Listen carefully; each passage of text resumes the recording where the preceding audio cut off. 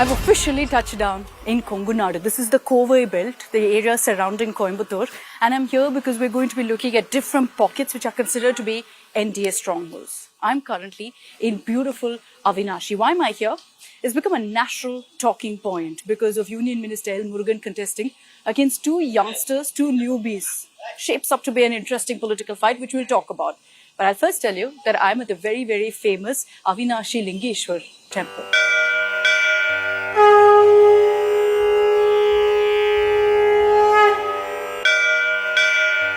Avinashi, a reserved seat, is a battle to watch out for this election. A union minister versus two political greenhorns. It's a fight like no other. Also on the show, I'll speak to neighbouring Tirupur. We're on the clock, but I want to cover as much as we can. For the BJP, this is a fight that matters a whole lot, having fielded a union minister with a clear message. They're giving it their all. Our first stop is in nearby Tirupur to catch Tamil Nadu in charge, Piyush Goyal. Okay, joining us here, we've got union ministers, Mr. Piyush Goyal as well as Mr. Murugan with us. Mr. Goyal is, of course, the Tamil Nadu in charge as well. Mr. Goyal, vanakkam. I see you've learned a few Tamil words as well. I just heard you saying Vendam, Nandri, all of that. How's it going, sir? It's super. The response is unbelievable. We are going to form an NDA government led by Edappadi Palaniswamy in Tamil Nadu. What makes you confident that this election is different from 2021? Well, and that for the BJP supporters go? The DMK stands totally exposed for the incompetent government they have run, for the high level of corruptions in the state government. The single family has ruined the future of the children of Tamil Nadu. There is liquor scam, TASMAC scam running into thousands of crores, maybe over 1 lakh of crores. There's scam in jobs, scam in postings, transfers, scam in land allotment, scam in sand mafia. This government is one of the most corrupt governments that India has ever seen. And yet the constant narrative is, sir, that Mr. Stalin enjoys a certain amount of goodwill. You see images of him coming out, for example, today, the Chennai Metro, meeting people. And so the DMK always says that Mr. Stalin is a loved leader. I'm glad that after 5 years, he has thought of connecting with the people of Chennai or Tamil Nadu. Where was he all these years? Eating up all the money of Tamil Nadu? Doing corruption of humongous scale. Every contract in Tamil Nadu reeks of corruption. Every member of the family is busy troubling people and collecting money. The people of Tamil Nadu will never accept Udayanidhi Stalin as the chief minister. My final question I have to ask you on Vijay. I heard you saying that, he's inexperienced. Women, youngsters, a lot of whom I've been speaking to are saying, Vijay is a great option. Are we underestimating Vijay, the DMK, the NDA, everyone? Well, last time Kamal Hassan, who was also a very veteran film star, was defeated even at the MLA level by Vanati Srinivasan in Coimbatore. Tall film stars like Sivaji Ganesan did not have any impact. Vijay Kant, when he came at the peak of his popularity, got 8% vote, hardly any seats. I can refer to MGR. Exactly. I'm so glad you asked me about MGR because MGR worked for 30 years. He was an experienced politician. Agreed. He joined the party. He worked at the grassroots. He became secretary. Then he became treasurer of DMK. Then AIADMK propaganda secretary.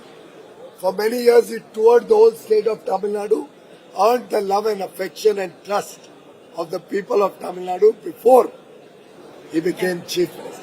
Agreed. Similarly, Jayalalitha ji, at the peak of popularity, worked for decades before she became chief minister. Tamil people are very smart. Tamil people understand what is good for them. So I have no doubt in my mind, Edappadi Palaniswamy is the next chief minister. On 4th May, we will welcome all of you to the party to celebrate Edappadi Palaniswamy led NDA victory. I agree, Tamil people are very smart, sir. Nandri. Mr. Murugan, Avinashila confident ஆயிருக்கீங்க? அவிநாட்டில நாங்க கிட்டத்தட்ட 1 லட்சம் வாக்குகள் வித்தியாசத்துல ஜெயிக்க போறோம். அது ஏற்கனவே நிர்ணயிக்கப்பட்ட ஒன்று. நன்றி. May 4th பார்க்கலாம் sir. Thank you so much. Thank you.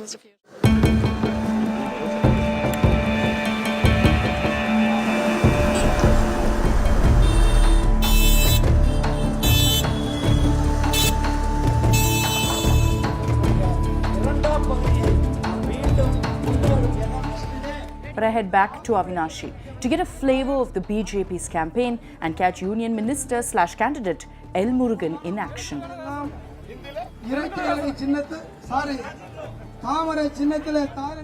So you see Union Minister L. Murugan currently in action, speaking to the crowds in the midst of a heated campaign. Interesting, Union Minister based in Delhi now in an assembly election. We'll talk to him, understand why he's chosen to fight this election.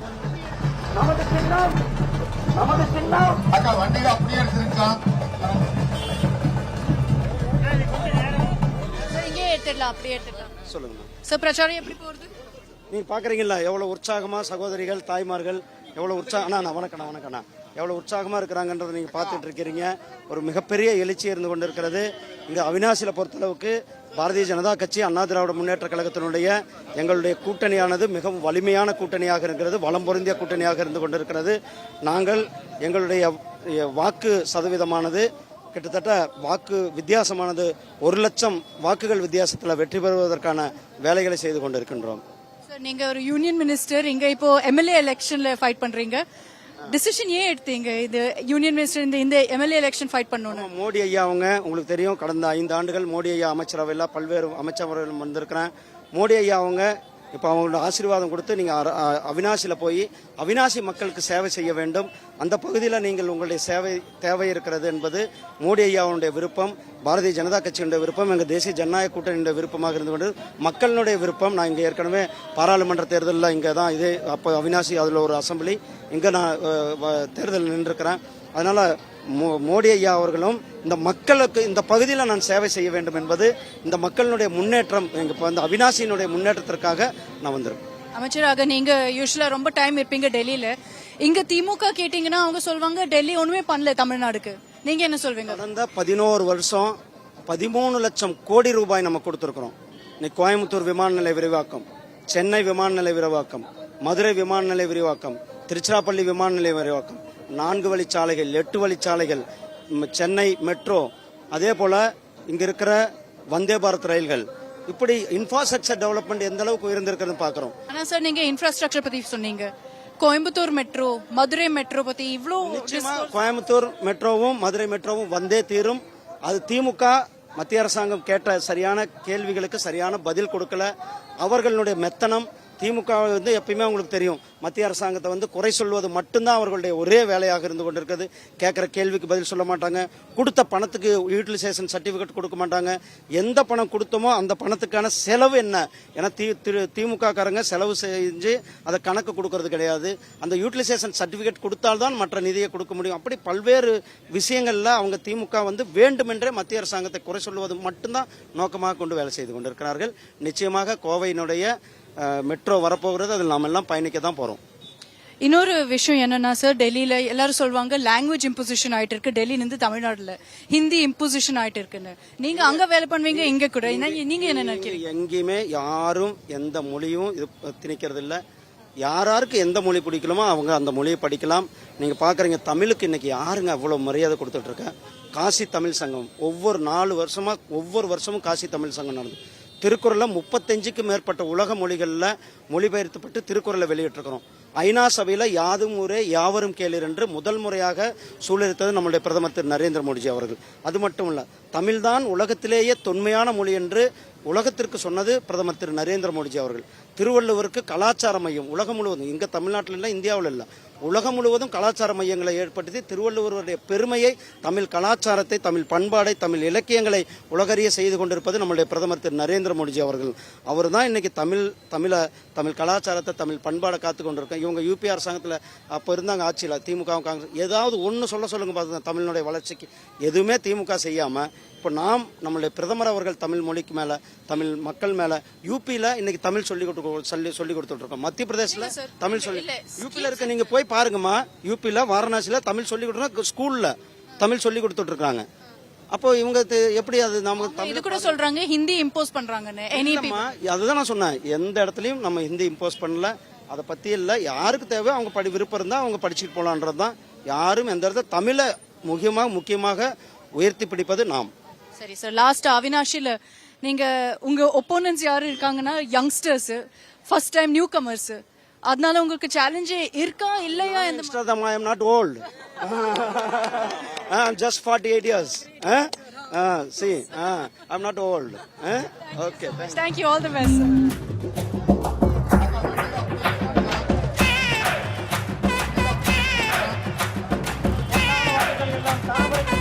Mr. Murugan, confident, dismisses the age factor, but I'll get to his political rivals in a bit. For now, I call it a night with that conversation and I start the next day in Tirupur.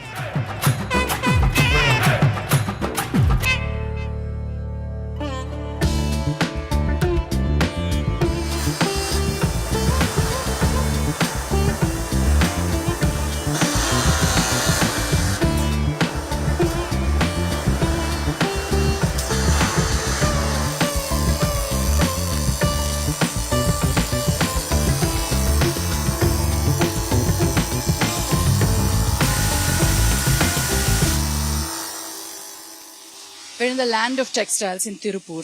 So in almost every corner, you'll see work, you'll see factories like this where people are working. But we're here for a specific reason, because we want to speak to these workers, find out what their issues are, also find out who they are choosing, who they are voting for, what are the issues that matter to them, what are the promises that matter to them. Let's speak to them and find out.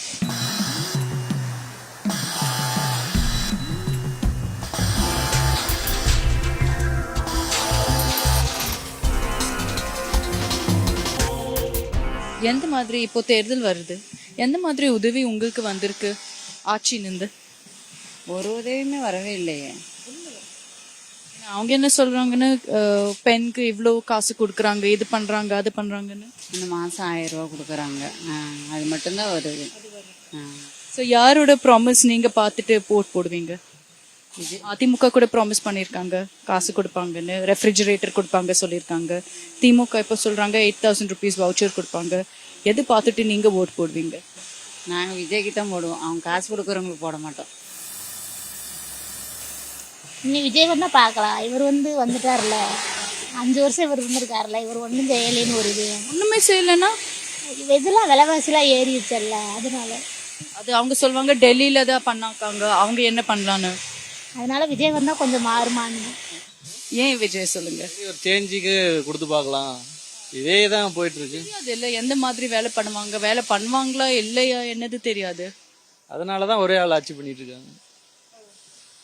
வேலை பண்ணுவாங்களான்னு சந்தேகப்பட்டு நம்ம கொடுக்காம இருந்தோம்னா அப்ப நம்ம ஒரே ஆள் தானே பண்ணிட்டு இருக்கோம். நீங்க சொல்றீங்க பேசிக்கா திமுக வேணும்னு, கொஞ்சம் சேஞ்ச் வேணும், மாற்றம் வேணும்னு. அதுக்கு அதிமுக இருக்காங்க, என்டிகே இருக்காங்க, அவங்க ஆப்ஷன்ஸ் இல்லையா? ஏடிஎம்கே அந்த அளவுக்கு கெப்பாசிட்டி இல்ல.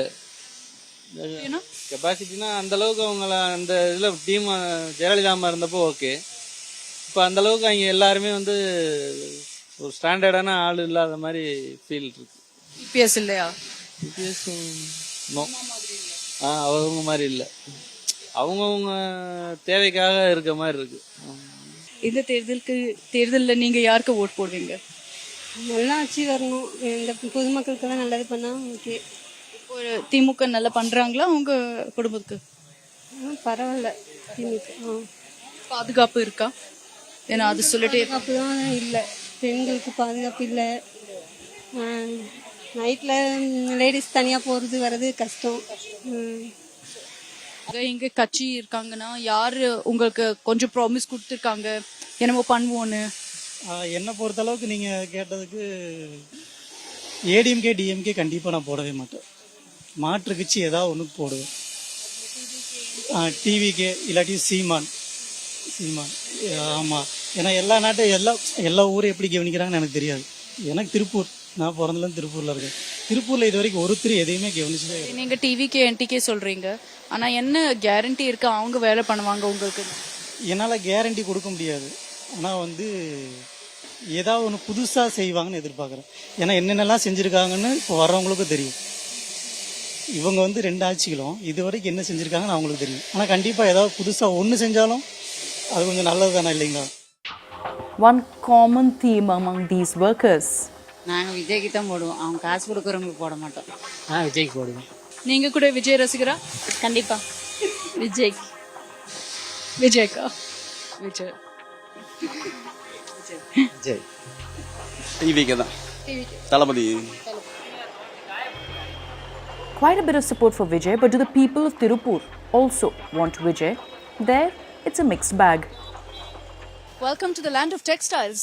We're in Tirupur, the heart of textile exports here in the country. Not just Tamil Nadu, but in the country. So what are we doing here? As one of the crucial assembly segments in Coimbatore, we're here to identify what the people's problems are, what will they vote on, who has the lead, and also speak to women. Let's go. ஓட்டு வந்து புதுசா வர்றவங்களுக்கு போடலாம்னு தோணுது. டிவிக்கேயா? டிவிக்கு என்ன நினைக்கிறீங்க இந்த வாட்டி திருப்பூர்ல என்ன ஆகும்னு தேர்தலில் ஏடிஎம்கே தான் வரும். ஏடிஎம்கே வருவாங்களா? பிஜேபி. அவங்க ஏடிஎம்கே சொல்றாங்க. BJP. Modi Sarkar super. First time தமிழ்நாட்டுல கேக்குறேன். என்ன இப்படி சொல்றீங்க? தமிழ்நாட்டில் அண்ணாமலை ஜி வந்ததுக்கு அப்புறம் எவ்வளவு நல்லது நடந்திருக்கு. என்ன நான் சொல்றேன், உங்களுக்கு என்னெல்லாம் இஷ்யூஸ் இருக்கு இங்க, என்னெல்லாம் ப்ராப்ளம் நிறைய ப்ராப்ளம் இருக்கு பாப்பா. இந்த மாதிரி எந்த மாதிரினா பணம் வெளியில் கொடுத்தா வர மாட்டேங்குது.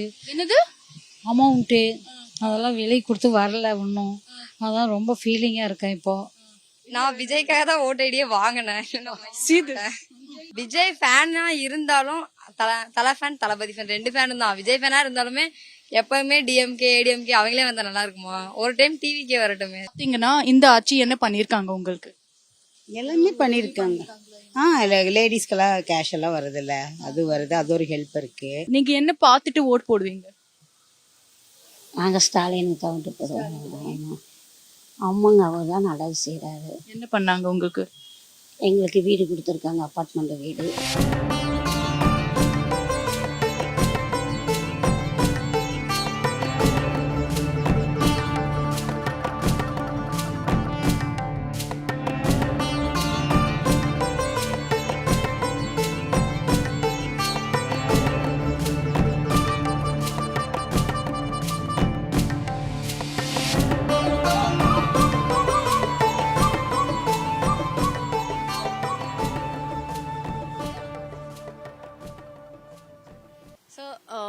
Temi, here in Tirupur, I think there's been a lot of focus because of the West Asia conflict and the impact it's had on exports for textiles. What's been the situation in the last few months? Has it been tough? Not tough, but we are a little bit affected because of the war issues in Middle East. So Tirupur is on a knitwear cluster. Almost 68% of knitwear is exporting from this small town, and we are doing around 45,000 crores export and doing a huge volume of domestic business also. We are facing a little bit financial trouble for my importers. So automatically this will pass to our who are the exporters here. So the remedy is already the rupee is reducing because of that dollar price is better for us, and otherwise the government also giving some sort of support like ROSTL, ROCTL. All the schemes are expanded for the next 3 months and 5 months. I just want to focus on what you said about the help from government. Has that been satisfactory? And is this help that you're looking at from both the centre and the state? Yeah, both the governments are very supportive. They are listening us, and we will get some relief, short relief very, very soon.